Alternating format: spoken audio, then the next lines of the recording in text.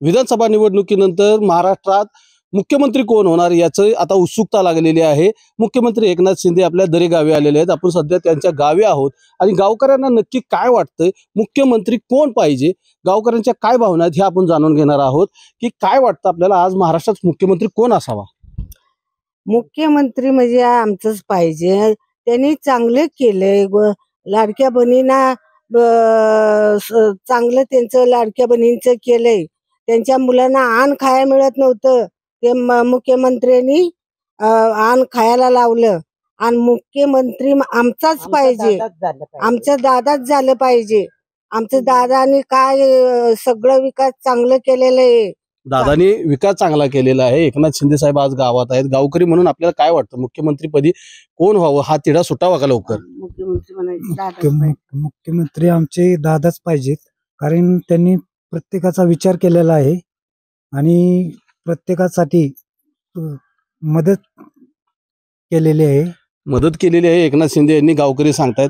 आता काय सांगाल, आताचं राजकारण आहे, या राजकारणामध्ये एकनाथ शिंदेच्या नावाची कुठेतरी चर्चा पाठीमागे पडते, मात्र अशा वेळी आपल्याला काय वाटतं की काय व्हावं? आतापर्यंत महाराष्ट्राचा जर मुख्यमंत्र्याचा इतिहास पाहिला तर सर्वात भूतोन अभीष्ट असं काम केलेला एकमेव माणूस म्हणजे दादा आमचे एकनाथराव शिंदे। एकदम इतकं चांगलं काम केलं। आता पण कुठल्याही मुख्यमंत्र्यांनी एवढ्या 2.5 वर्षात कुठल्याही मुख्यमंत्र्यांनी एवढं काम केलं। लालबहादूर शास्त्रीचं जसं नाव निघतं, मृत्यू छोटी पण कीर्ती महान पंतप्रधानाची, तसे आमचे आता हे दादा एकनाथराव शिंदे आहेत। या 2.5 वर्षात भूतोन भविष्य असं त्यांनी काम केलेलं आहे। त्याच्या सर्वसामान्य मराठ्याचा माणूस, गरिबातला माणूस, आणि त्यांना गरिबाची जाण असणारा, सर्वसामान्याला जाण असणारा, आणि त्या सर्वसामान्य प्रत्येक वाडी कोतवाड्यापर्यंत त्यांचं जे कामाचा विकास जे पोहोचलाय, त्यामुळे तेच परत मुख्यमंत्री झाले पाहिजे, अशी आमच्या सर्वांची इच्छा आहे।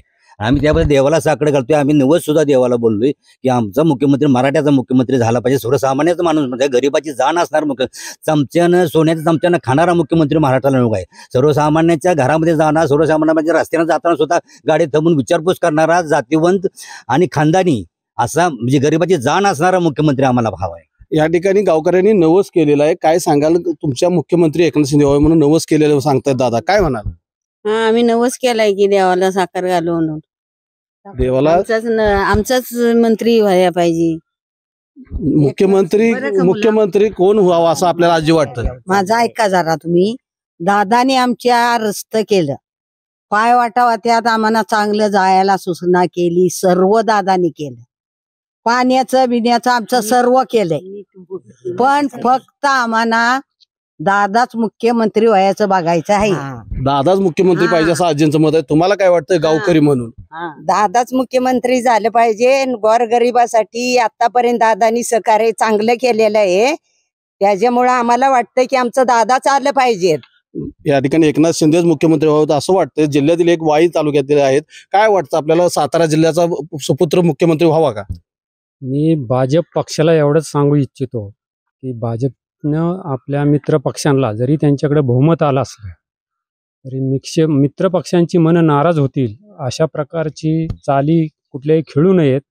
आणि एक जो तुमचं काही ते महाराष्ट्रात नसताना तुम्हाला आज जनमानसात पोचवणारा जो पाया आहे तो शिवसेनेचा आहे, आणि त्या शिवसेनेतलं सगळ्यात प्रामाणिक, इमानदार आणि कर्तबदार आणि एकदम झिरोतनं वर आलेलं व्यक्तिमत्व आहे ते एकनाथ शिंदेचं आहे। तेव्हा आपण सर्वांनी, भाजपच्या सर्व अधिकाऱ्यांनी आणि नेत्यांनी एकच लक्षात ठेवा की शिंदे साहेबांना दगा देऊ नका।